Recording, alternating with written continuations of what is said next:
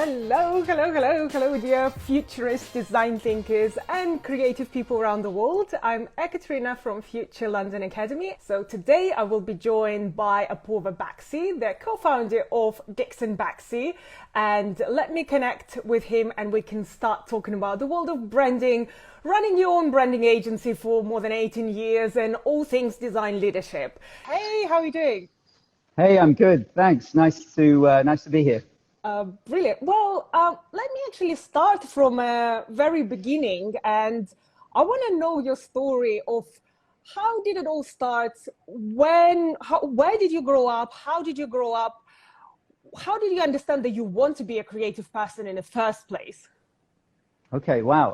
All right, I'll have to set the clock back quite a few years in the midst of time. I guess just for context, I was actually born in India, in Gujarat, but my folks moved to the UK when I was 2. So essentially, I've spent all my life in the UK. I grew up in South London and then North London, so I genuinely am a Londoner. But through the years, that's become one with a very strong worldview. But I guess my creative journey began. Let me think. I mean, look, back at school, like every kid, I used to draw. To be honest, I used to draw cars, maybe like every young boy. But there was a certain kind of sense that I had that I just enjoyed that side of things, that creative energy. And I was always drawn to classes and so on with anything creative happening. But I guess, fast forwarding to when I was maybe 10 or 11, my uncle took me to see a movie in Marble Arch, which is in London. And I really didn't know what the film was about or anything, but it's a film that probably a lot of you know called Tron, in 1982. And it was really, it's been iconic for VFX, community for a long time, and it kind of set some amazing precedents. But at the time, being a 10-year-old, I really didn't quite understand what was happening, but I always remember that as one of those totemic anchors. And to be honest, I guess that lived with me. There was something about that I felt resonated. And as a 10-year-old, I couldn't really describe what that was. But then I guess fast forwarding to when I was, I guess, 16, 17, I was always drawn to the art class and all of the things that provided. And I just knew that there was this creative outlet that was really inspiring for me, But back then, the industry was just not the same as it is now. We all know about, creativity. It's talked about all the time. The power of design is very much resonant. And it was there, I guess, but not necessarily in schools and so on. So I didn't really know that there was an industry of graphic designers and what that meant.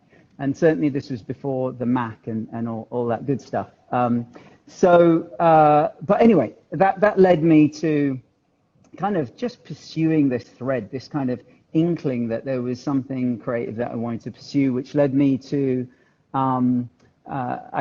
college and then university. And I guess it was that formative period where I started to really understand that, design and specifically graphic design was something that I was drawn to. So I kind of went to college and I don't know, there are probably many people with parents that want their kids to move into being a business person or a doctor or any of those kind of activities, and my parents Proper were a little professions. bit exactly. My parents were a little bit aghast that I would choose something in this direction, and so I guess that was something that I felt strongly about, and it's something that's driven me, that kind of an energy to go after that. So I went to a university called Middlesex University, again in the north of London. And that was really a formative period for me, where I did what's called a foundation course, where you just kind of explore everything from ceramics to 3D to graphic design and all of those things. And it was really at that time that I started to realize that I just was drawn to the craft of design and all of the things that brought. And and really it was a combination of things. You know, my parents always took me to see really amazing films. I was steeped in and lucky enough to travel. My dad particularly took us across Europe and in other parts of the world. So it was all part of that kind of makeup that drove me to that. And I guess that brought me to a visual communications degree, which was kind of a 3-year long course with a focus on graphic design and craft and typography and all of those things. And to be honest, again, this was, which seems crazy to say now, but it was the cusp of having the Mac classics in the university. So, you know, we all had to kind of get around those and start using the original Mac with, I think it was possibly freehand 1.0. So well before anything that we have now. But that's kind of the arc of my journey. So I guess it was rooted in film, and certainly that pivot point of Tron and again 2001, which coincidentally is a poster behind me, which we kind of carry on to this day. I love it. And I love the reference of Tron because I actually rewatched it recently and it still looks amazing. And I think that's the power of great design and great graphics. When you come up with something that is just brilliant, it stands the time, and it's amazing. Have you watched it many times since then? Countless times. You know, those that know me and have worked with me over the years probably rolling their eyes because I've used it as a reference many times. Yeah, I've obviously evolved from there, but there is something rooted in that. I think it was pioneering. It was design based. I think the concept artist Sid Mead, who unfortunately has passed away recently, but he, you know, was groundbreaking. Everything about that film tried to do something that was groundbreaking, and I guess those are the values that we hold dear here. And yeah, I definitely go back and watch it. And of course, you know, maybe it's not the best film, but it just looks amazing. It does, it definitely. On the visual side, I think they definitely Absolutely. did an amazing job. So you've got inspired to do creative work and you started to do creative work, which seems like a very logical thing to do. I can imagine it was hard to explain your parents why you're doing creative work and how you're going to earn money. I definitely struggled with that explanation.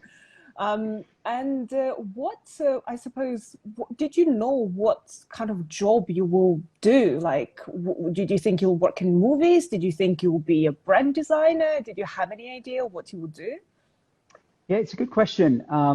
I guess at uni, you know, it was a great space to just try stuff, right? It was kind of an open-ended exploration, which is, I guess, what all formative kind of experiences should be. I guess coming out of university, it was such a focused course in the sense it was focused on graphic design and so on. And I knew I had a drive to want to make things in the real world, to actually, you know, have something printed, smell the ink, you know, all of those things that you just may not get to do at university. So I kind of went at it straight out. I knew, and you know, we were big fans of some amazing kind of design companies back then. You know, the Designers Republic and Octavo. There were just 8VO. Sorry. There were just some amazing businesses that were really resonant. So what I did was I actually created a CV on a piece of paper, as you might do, folded it up, and I hand delivered it to all of the agencies in London that I felt that I admired. So that was just a way of simply introducing myself, to just seeing what their studio was like, to see if I could kind of just charm my way into a discussion with one of the lead creatives. And I was just really interested in meeting people. And it felt like the best way of doing it. Obviously, you know, I sent letters and did all of that, but I was quite clear that I wanted to work in a graphic design business, you know. And to be honest, actually, I don't think back then we necessarily talked about brand in the same way that we might do now. Of course, we're familiar with them, but it was very much graphic design. So I went to companies big and small, and just tried to meet different creatives. And that was I guess, a great way to start that relationship with the real world. And you worked across the world as well during that time. You worked in Sydney, New York, and in London. Did you feel like there was a difference in the way the industry works in different countries, or the way creative process, or any sort of, I suppose, creative differences that you noticed by being in different places? Absolutely. I began my career in London. I did some internships at a couple of really interesting places. One Saatchi and Saatchi, another one Michael Peters, and then I joined a kind of fast-growing company in London where I met Simon, my business partner, Simon Dixon, and that time in those cities that you mentioned were massively eye-opening. I was in kind of my mid to late 20s, and to work in New York, San Francisco, Sydney, in a time of just unbridled creativity was amazing. And yeah, absolutely, all of those cities have a different pace, a different energy, that the people see the world slightly differently. And I've got to say that they all have their own kind of beat and cadence.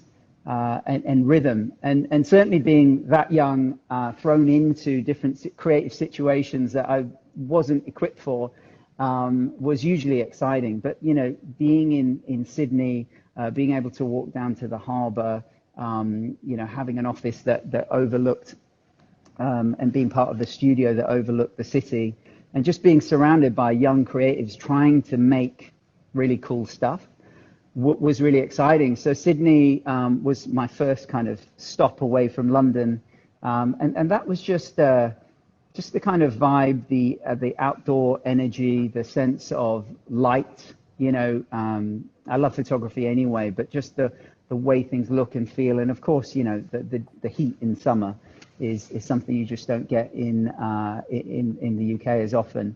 And just that energy was really interesting. And I've got to say, though, in contrast, New York, it's a live wire. It's such a spirited city. I felt very comfortable in New York and really enjoyed that. And San Francisco, in contrast, again, has a different West Coast attitude and feel. So I've got to say, between those three, that they're all favorites. I guess the thing I've learned was just being open to different experiences and trying to pack those in, and lucky enough to have enjoyed those at a young age, really kind of opened my eyes to the possibility of creativity. What would you say makes London different now that you know all the other places? What would make London, because I personally think London is the best, and I haven't been to Sydney, I've been to New York, and for me personally, I feel like London has all the ingredients for kind of inspiration, creativity, diversity, a bit of weirdness, quirkiness, and all of that. So what do you feel like London makes special for you? I've got to say all those. I mean, out of all the cities, this is home, and has been for many years. So I just think it's that combination and kind of the maelstrom and chaos of all of those ambitions. The creative spirit, the entrepreneurial quality, the craft, the value of design, and I think it's, to be honest, actually, it's just a blend of people, the kind of multicultural aspect adds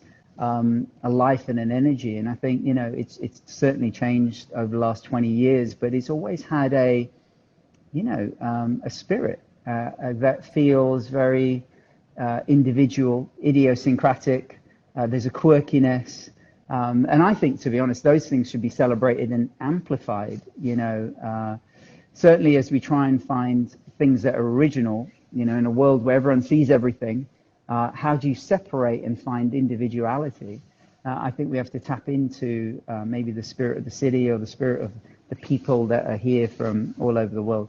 Do you think design should reflect where it was made or who it was made by, especially because you also have different heritage? I always feel, because I was born in Russia, I always feel like probably that definitely influences the way I see the world and I see creativity. Do you feel like, especially working in a design agency, that potentially is not yours, you're just a senior designer, creative director, would you say you should put part of your personality or the city that this design is made into the project, or how do you see those? Yeah, I think it's twofold. I think as any creative, it's if you love what you do, that passion is going to come out. And I think, if you're going to be successful, certainly in this role, it has to be driven by a passion. We always talk about having that kind of energy inside you, the fire and the hunger to do that. So I would say that yes, that the answer is that it's a creative endeavor, although in a sense we're commercial artists. There is a piece of you that you put into the work. Now, we try and democratize that so no one feels like they have 100% ownership. It's a shared team ownership for us. But I know some designers, they pour everything into it. And I wholeheartedly get behind that. But equally, we're doing it for clients and ultimately an audience as well. And so I think, well, what we talk about here is that we have to instill our values, our threshold for quality, the need to be brave and do something different. But also, how do you find something that's true to that brand or business? How do you find something that people who use it or are fans of it feel excited about and something they can own? Because almost you're kind of you're passing the baton on to them.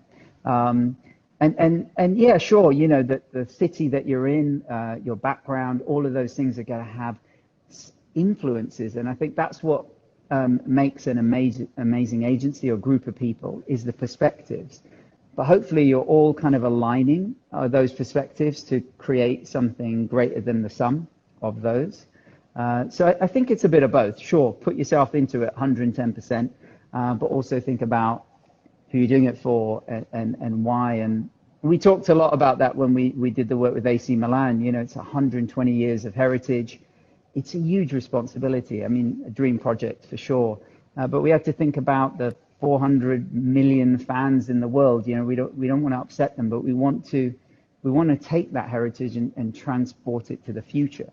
So we have to bring ourselves on that journey, but we have to be part of that journey, and we have to create something that the fans ultimately feel proud of and feel that we've respected what they love, Yep, I totally agree with that. And I think the more diverse your studio is, your city is, your play, wherever you are, I think the more perspectives you get and the more inspiration you get and the richer 100%. the projects become, for sure. So let's talk a little bit more about how the DixonBaxi started, because you Sure. had this career of traveling around the world, doing great projects, and you met Simon. So first of all, when was the first time you met Simon? Do you remember where was it? And what did you think of him? Good question. I've known Simon. I met him almost 25 years ago. So a long time. I mean, we kind of joke it's the kind of other marriage we have. We're obviously married to our wives, but I've known him for a very long time. And I certainly do remember when we met. Funnily enough, it was in my hometown in Harrow in London.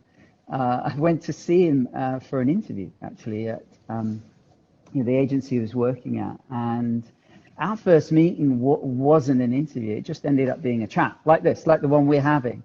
And it was really about design and craft. And we just started having a sort of a conversation about all sorts of things. And to be honest, actually, it was very much led by our love of film.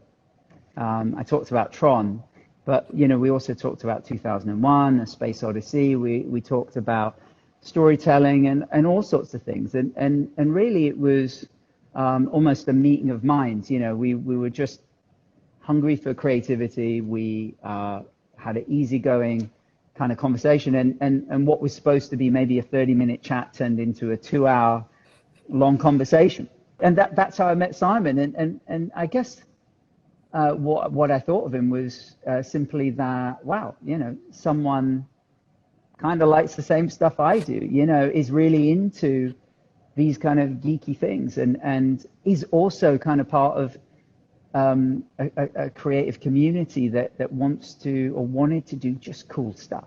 Almost we didn't even know, certainly I didn't know at that age coming out of uni, what I wanted to do, but I knew I wanted to just make things.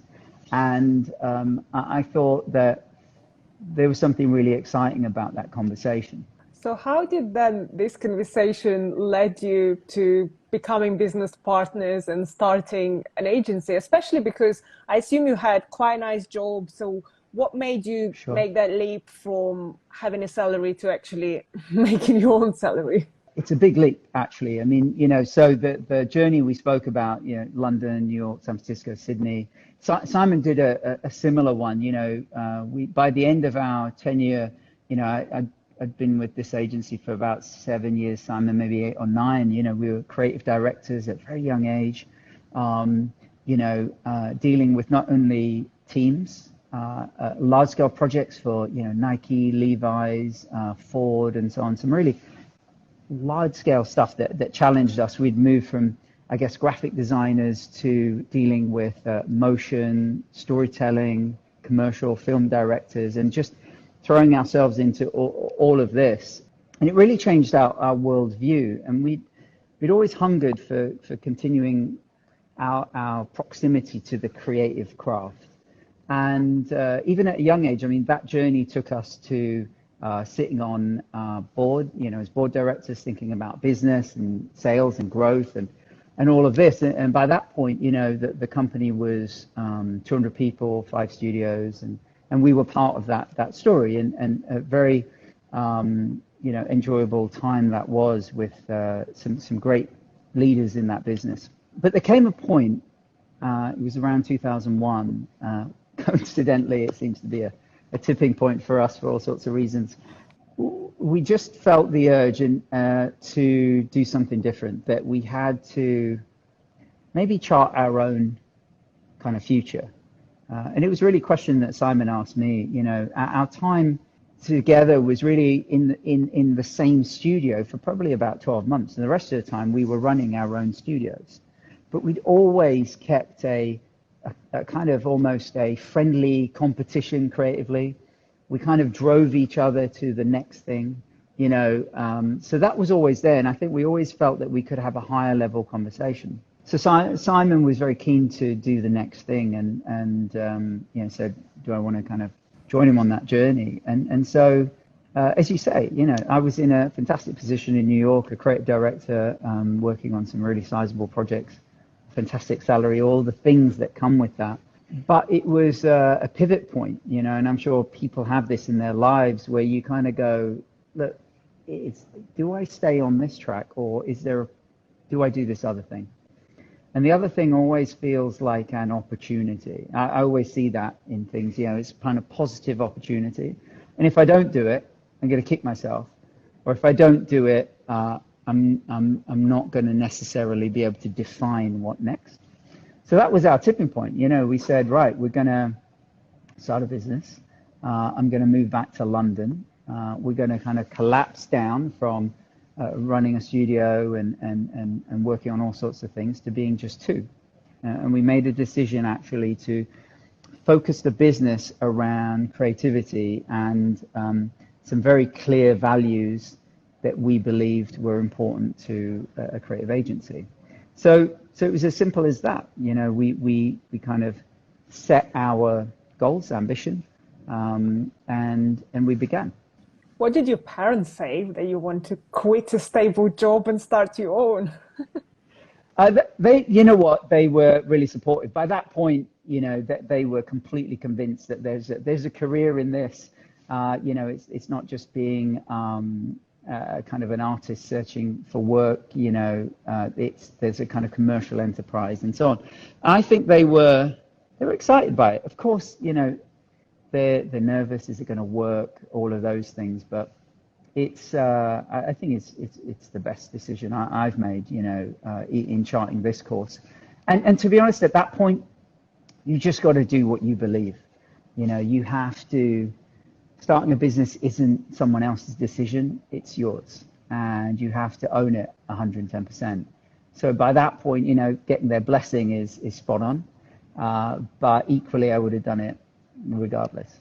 So how was it starting the company and what did the first year look like? Because I mean, having an idea and getting excited and starting something sounds good. And you had obviously a lot of experience of Sure. running creative teams and you were part of the business as well. So you saw lots of other things.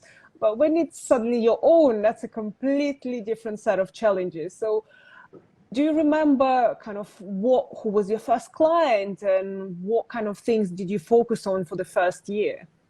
Sure. Yeah, we kept it really focused. Actually, there's kind of two sides to us. We're really, I guess, very progressive. What's next? Restless to do the next thing, but we also have a pragmatic side, right? So that keeps very much focused on the business and making it work and all of those things. But I guess in answer to your question. Those first months and years was very much focused on a couple of things. One is that we scribbled down a set of, I guess, values, principles, the things we would do and things we wouldn't do. We posted that on social a few times, but they still resonate, with us now. But they're things like, let's just focus on creativity. Let's do the things that we love. Let's work directly with clients. All of those things. Let's not work with these types of clients. Let's not do this type of work. And it was a very kind of clear, sort of defining moment. So we had that, and we were very determined. And we were lucky enough that our first client was MTV. So there's a story in that. We said actually we weren't gonna pitch for free. That was kind of another tenant, and we didn't pitch for free. But we were asked to kind of share some thoughts with them on what the future of MTV2 would look like. So in the UK, as people may know, the MTV has a suite of channels, and back then it was MTV, MTV2, and then MTV Dance, and so on and so forth. And we went in, rather than with a PowerPoint or keynote or anything like that, we actually, Si and I did a painting. We did a 9-foot long painting. It was a triptych made up in 3 things. And really, I guess it was the root of our strategic process, the reason why we like to understand the audience and so on. So we actually drove around Camden, tearing fly posters off, picking up bits of sneakers, a broken Walkman. We're trying to capture the spirit of what it's like to be that audience, a 16-year-old guy in their bedroom listening to rock music. And so when we went to see the client, they were like, what is this? They're in their white room in this beautiful MTV office in Camden. And so we said, right, okay, clear everything off. And we laid a painting. It was just like this amazing, chaotic thing that we created in Simon's, spare room. And that was our presentation. And we talked about what it means to be that audience. And they were, I think, either confused or excited or one of those things. And we ended up getting the gig. And that was our first project. And even to this day, I would say that captured a spirit and attitude that we still hold dear, which was almost that you do it differently. You figure out a different way of doing things. And when we actually did the work, we did some crazy things back then. It's a channel kind of at the time. And the whole thing was made in Flash. So not After Effects, so it all had this kind of glitchy quality. It was all typographic, so there was no video. It was all these kind of little interstitials. It was well before Twitter and all of that. So we actually took statements from, social boards and so on that had ideas like MTV2 makes me want to smoke blue tack, if I remember rightly. So just some random stuff, hundreds of statements that populated that, and really we took the logo off. It was all about this kind of deleting the brand, and it felt really authentic. So that was a brilliant way to start, and I guess that led to a long relationship, probably 4 or 5 years with MTV. We looked at MTV UK, we looked at Dance and VH1 and TMF, and that really was a brilliant way to begin DixonBaxi, and then obviously successive things happened along the way. Love it. It's such a great story to create a painting. I mean, I would love to see what it looked like. Do you still have it, or what happened to the We do, painting? they wanted it, so it ended up in the president's office. Unfortunately, we lost track of it. So, but we do have these very low res pictures of it that we wheel out from time to Oh, time. But I don't know. It's just a really nice memory. It just reminds us that we can tell those creative stories differently. definitely. And I think ditching the PowerPoint is first step 100%. to any creative pitch and understanding how you can convey your ideas in a different format that doesn't involve traditional channels. And Absolutely. it would be also interesting to hear how did your, I suppose, leadership and management changed from being part of a company that you had a team of designers, but technically you weren't in charge of creative side. If the company failed, it wouldn't be your fault. Hmm. While now you run your own company and you are in charge of, like, the stakes are higher for everyone. So Sure. did you feel like you learned something from that switch of being a creative director in one organization to running your own company? And what were these things that you learned on the way? Well, it's a long journey. I mean, we're approaching our 20th year. So next year, we're going to be 20. So much celebration to be had then. But I guess a couple of things. When we began, as I said, we focused on being two, and we were that for quite some time. But there's the pragmatic side of just making sure that we cost jobs properly.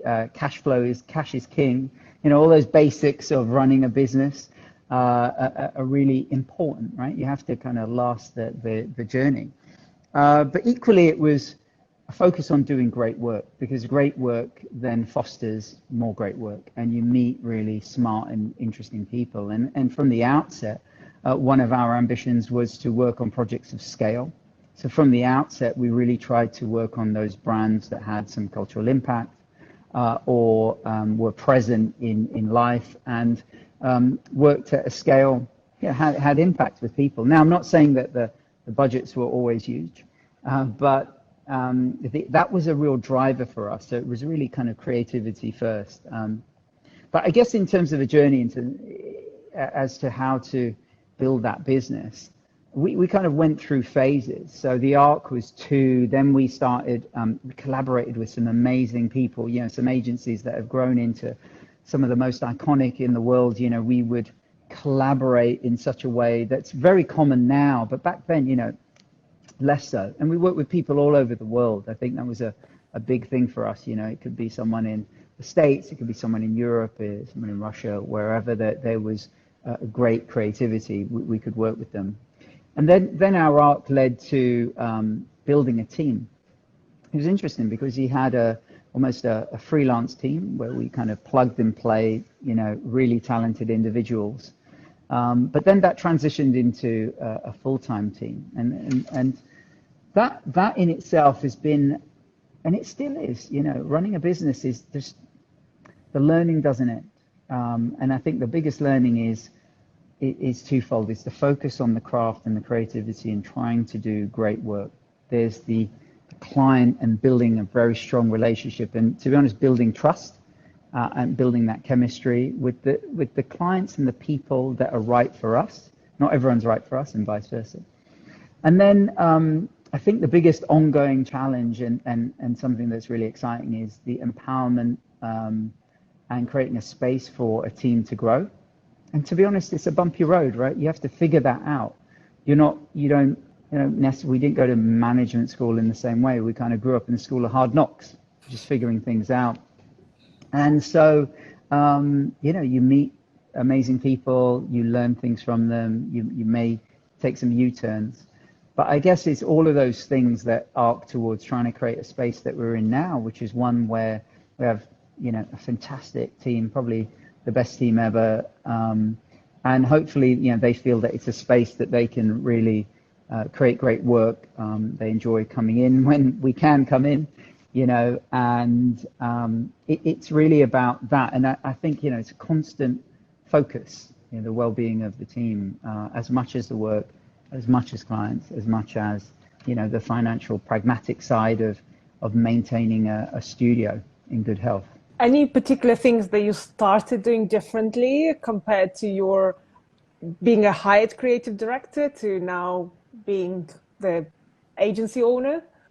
No, I think it's both. I mean, for me, it's there's still that energy of kind of original creative, doing the next thing, finding new stories, working with new clients. We're lucky enough to work with clients all over the world, so that's usually empowering, and it adds value. I think the difference is simply focusing on building a business that is hopefully, one of the most creative agencies in the world, and that's never ending. I wouldn't say we are. I think there's loads of amazing agencies, and arguably many better than us. But it's I think as a business owner, it's trying to foster that environment and building something that lasts. We really do want to create an agency that has longevity. And with the work that we do, hopefully, our mission is to use creativity to design a better future.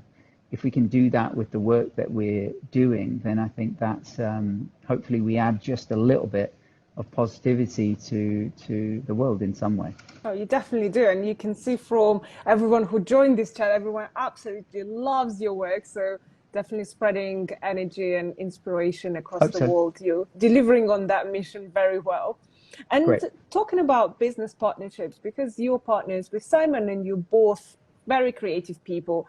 Traditionally, a lot of agencies are built from one creative person and one more business mind. Wolf Hollins being a great example of Michael Wolf being the creative and Wally being the sales and the business side of things. How did you split responsibilities, and did it create any tension, the fact that you're both creative, and who is doing the business stuff? To be honest, we share it. In one sense, we're interchangeable, but we're very different at the same time. You're absolutely right. We're kind of, I guess our constant energy is creativity. I guess when we were two back in the day, we kind of shared those responsibilities. We were almost, I guess, joined at the hip. But really, the way we put it actually is that there's Simon and myself, but it's the space between us that's interesting. I think together we are stronger. And then that space now is occupied by, 38 people in the studio, our clients, and so on. So there's a couple of answers to your question. I think both being creative is hugely empowering for each other, because we can kind of really bounce ideas, and we are our own kind of self-perpetual creative machine, right? There's always another idea, and I think that's a very lucky thing to have, certainly over the last 20 years. The other side of it is that the business and pragmatic, and we both kind of oscillate on that. I think, Simon's got a very strong business acumen, and a spontaneity. I think there's a very strong business intuition that he has. Equally, I have it in my own way, different kind of intuition or an instinct.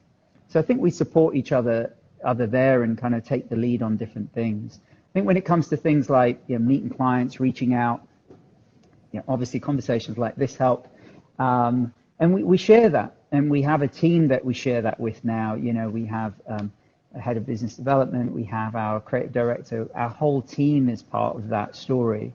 But we split that responsibility, where Simon may focus on one aspect of the business, whether it's recruiting the team for a period of time, or it's a focus on business.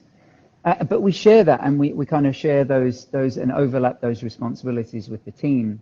There's another aspect actually, which is that we have another business called DixonBaxi Evans with a third chap, a very talented individual called Gareth Evans, and that's our film production company.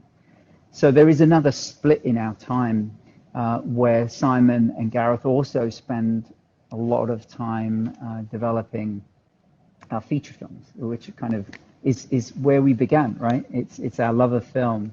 And, as a team, we co-wrote and directed, Simon directed our first feature film, Tiger Raid, 3 years ago, which premiered at Tribeca Film Festival.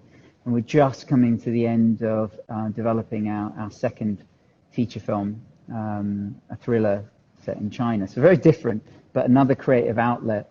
And it's a long arc, so the timeline for that is so different. So in between that, Simon comes back and is very much part of DixonBaxi. And to be honest, I mean, to give you a picture of what it's like in the studio, we're all downstairs in this space together. Simon and I still sit side by side in the way that we did 20 years ago. So it's a very connected relationship in that way.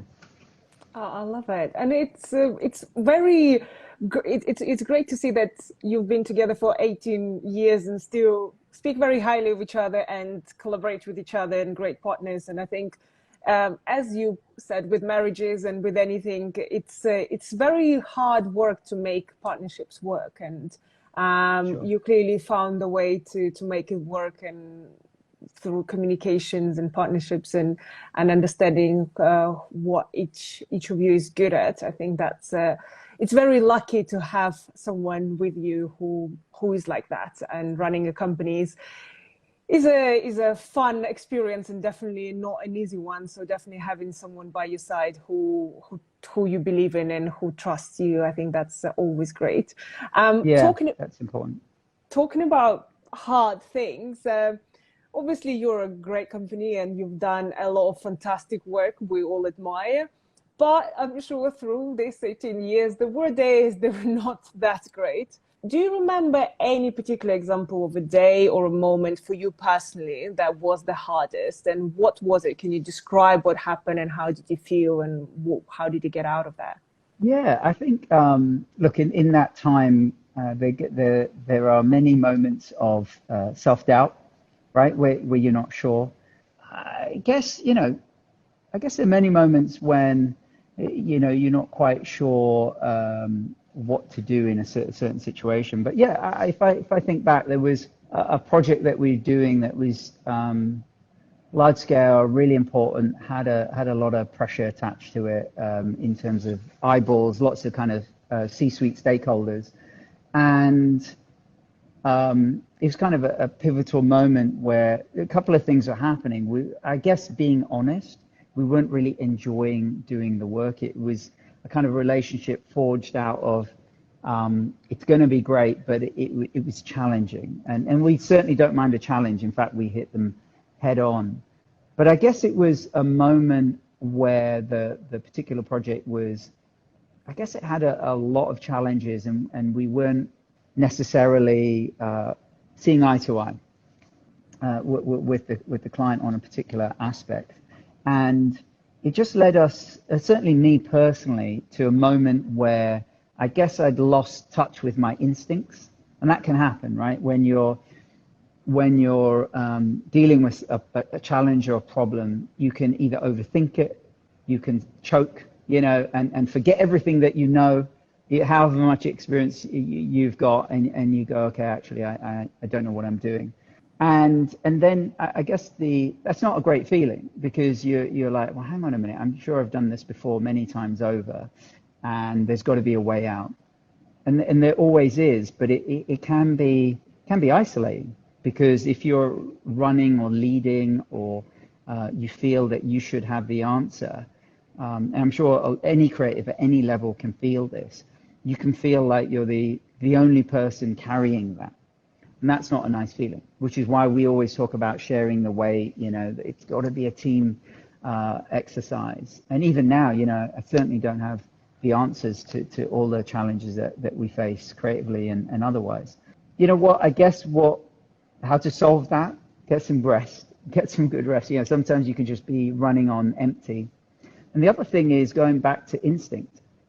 I think oftentimes, when the best work comes from within, and there is a flow that you can get, when you're just on. And I think trusting instinct, trusting yourself, because they've come to you or your company for what you believe. And I think all of those things can shed light on a difficult situation. And I'm not kind of naming a particular project or time, because those things pop up really small, like on a Monday morning, you're like, what am I going to do? versus a very big seismic moment in a pivotal global brand project, you know. And I think you have to always come back to, you know, kind of instinct, or even asking someone's advice or help or perspective. And do you remember when, I suppose, was like an example, how did you go about it? Because I can imagine that feeling of being lost. And did you reach out to Simon? Did you reach out to your Yeah. team? Or like, what exactly did you do step by step for someone who is going through the Okay, same it's a thing? step by step, a blow by blow. Okay, well, look, I'm lucky enough to have Simon to call. I think at this time he was actually out the country, so he couldn't really help hands on. Really, I think the way I kind of figured it out was kind of three steps. One, come in, take some time, right? So make a cup of tea, don't talk to anyone, get pen and paper, and kind of jump out of the problem. So, you know, we often talk about the wood for the trees, right? So you come out to 30,000 feet and go, what are we even doing? You know, why are we doing this? And it gives you perspective. So I would say the first thing is try and step away from the computer or step away from the problem, and give it perspective. You know, the world's not going to end. You know, it's you know, try and frame it, and then figure out. Go back to the brief. Go back to the things that are the anchors that got you to where you are. Reverse engineer it a bit. So that was one. The other piece was, you know, we had such a big team on it that actually I narrowed the team down to me and another person. And we said, okay, you know, we're going to just figure this out. So actually we did it on a weekend. It was when the studio was very busy. I'm not advocating, you know, weekend work or whatever, but sometimes I find after 6 when everyone's gone, or you know, weekend when everything's quiet, the pressure's off in a weird way, right? Because you can just take time to step back, and I find that it can unlock a problem. And I think, you know, these problems a lot of the time are solved by relaxing, not necessarily sitting back and watching Netflix or whatever, although that can work, but just kind of giving yourself the liberty to try some stuff, right? And I think that's how I've unlocked a lot of things, is taking the pressure off the answer and trying some stuff. Sketch some stuff, make some things, write some stuff, you know, have a conversation with your boyfriend, girlfriend, wife, whatever, you know, friends. And that's kind of almost a step-by-step of how I get through anything, whether it's a really gnarly problem or, you know, a small thing. So hopefully that helps some people out there. That definitely a great answer, and I totally agree with you. Taking the pressure off and finding that for some people it's weekends, for me definitely nights, when I feel like no one will call me right now or send me an urgent email because everyone is asleep. So Yeah. working at the time when you just have space to think, I think it's incredible. And Yeah, definitely you've got to also find not your own space. advocating. Yeah, but I think for everyone it's different. I know people who love waking up at 5 a.m. I'm not definitely one of them. Yeah, But I feel like it's good to know your own habits and where does your brain work the best. I think We that's a have good some shout. questions from the audience. Let me ask Sure. some of them. How much autonomy do clients allow you? Have you earned your stripes to explore your ideas or restricted? The clients come to us for doing transformative work. So, so for us, we find ourselves in a position where they give us a lot of space. Okay, they want us to stretch them in all directions, and to be honest, actually, we start with understanding them, immersing ourselves in their world, and it very much starts with insight gathering and building a strategy that is very relevant and remarkable for them and their audience. So by doing that, we're not just leaping into design, we're kind of building the evidence and the platform where they buy into a story, so that when it comes to the creative, the expression of that, we've got some anchors down. And then you have to go and find what that feels like as an experience on everything. And by doing that, clients, of course, they allow us to say, well, what might this look like? Now, there might be things that we've collectively decided that we want to bring with us. So I use AC Milan as an example. We didn't change the crest because we felt that it had 120 years of meaning for the fans, but we changed everything around it and gave it a new story. When we're starting from a blank sheet of paper, we've still got that strategy or that story to build from. And clients are, they're looking for something new and distinct, right? And personally for us, we really desperately try and avoid the sea of sameness. We just don't want to make work that kind of is out there if we can, Brilliant, great answer. We have one more question. What is the one pitch you've lost but you have loved one, and that loved to have won and would have done a better job? That's a tough one, because I guess, those, to be honest, actually, we really are lucky enough that we don't pitch that much. We a lot of our work is through recommendation, and we find ourselves in a position of being on if we do find ourselves in that, on a very, very short list. And more and more the pitch is actually a chemistry meeting and a proposal, and so on. So I guess in answer to that, sure, I don't want to name any projects in particular for obvious reasons, but I would say that the ones that we win are the ones we were supposed to win. Okay, because we did. Now it sounds kind of like I'm dodging the question, but the thing is, we did the best job we could. I think we try and go into every kind of conversation with a client at 100%, but chemistry, it wasn't quite right. Maybe the fit wasn't right. And I think, whichever agency wins it, and certainly, we're lucky enough to sit alongside some fantastic agencies.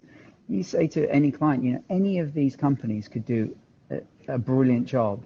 It's just that, we have to stand out for the right reasons, and they have to choose us for the right reasons, and as I said, it's that brave transformation. And I guarantee you, we've lost, if we haven't got something, it's maybe that we've been too bold, or the transformation has been too much, and we have to kind of find that. But yeah, of course, there's a sting when you may not get something that you've really worked for. But the time wasn't right, and I've got to say, if we haven't got something, a few years later, they've come back, or we've done something, and you find yourself, life is long, careers are long, stay friends with everyone, no hard feelings, and it will always come back to you. Makes sense. We unfortunately running out of time, so I wanted to ask you very last question, which is, if you could go back 5 years ago and give yourself an advice that would save you a lot of time, energy, money, whatever that is, what would you tell yourself? I would tell myself, oh God, that's a good one. I would say, I don't know, I've enjoyed the whole journey. I would say maybe trust your instincts more, just trust the instincts and make those decisions. Not with more belief, but, I would say that, because it all works out. I think, as I said, the advantage of having a fairly long career is that you can look back and you see all those moments that you've really stressed about. Important. They're all important at the time, but they're all driven by trusting your instincts. And I'd say another piece of advice is just focus on people and team. I think the people that we have make our company, and they're the most important thing. And if you create the right space and really focus on their lives and how they feel and add to the story, that's of real value. And I think that's probably one of the biggest things that we've learned and focused on is how to coach and try and build that. And it's an ongoing journey, but I think that would be, thinking about it, one of the key things. Amazing. Thank you so much, Aporva. I wish we could have another hour to talk about all things people and culture and all the great things that you're mentioning right now. Unfortunately, we're out of time.